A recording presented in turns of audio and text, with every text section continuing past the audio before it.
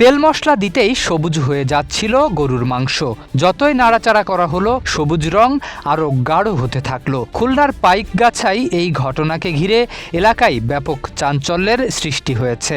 ভোজের জন্য রান্না করা মাংসের এমন অস্বাভাবিক রং দেখে ক্ষুব্ধ কর্মচারীরা কড়াই ভর্তি মাংস নিয়ে প্রথমে বিক্রেতার কাছে, পরে উপজেলা প্রশাসন ও থানায় গিয়ে হাজির হন।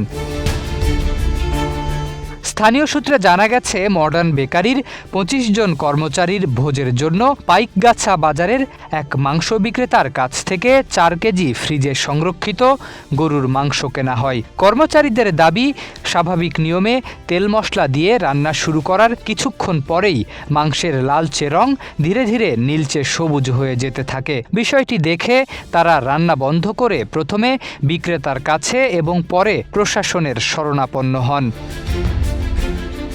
মাংস বিক্রেতা ইসমাইলের কাছে কড়াইসহ নিয়ে যাওয়া হলে অভিযোগ অস্বীকার করেছেন। তার দাবি, একই ফ্রিজে সংরক্ষিত মাংস আরও কয়েকজন ক্রেতার কাছে বিক্রি করা হয়েছিল এবং তাদের কেউ কোনো অভিযোগ করেননি। তার ধারণা, বেকারিতে ব্যবহৃত কোনো রাসায়নিক বা অন্য কোনো কারণে এমনটি হয়ে থাকতে পারে। তবে বেকারির কর্মচারীরা এই দাবি প্রত্যাখ্যান করেছেন।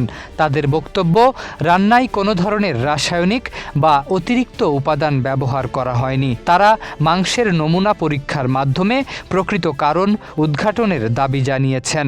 উপজেলা নির্বাহী কর্মকর্তার কার্যালয় থেকে থানায় যাওয়ার পরামর্শ দেওয়া হলে তারা কড়াই ভর্তি মাংস নিয়ে থানায় হাজির হন। পাইকগাছা থানার ভারপ্রাপ্ত কর্মকর্তা জুলফিকার আলী জানান, কর্মচারীদের লিখিত অভিযোগ দিতে বলা হলেও তারা কোনো অভিযোগ করেননি। পরে মাংসগুলো ফেলে দেওয়া হয়। উল্লেখ্য, মাংসের রং পরিবর্তনের কারণ এখনও নিশ্চিতভাবে জানা যায়নি।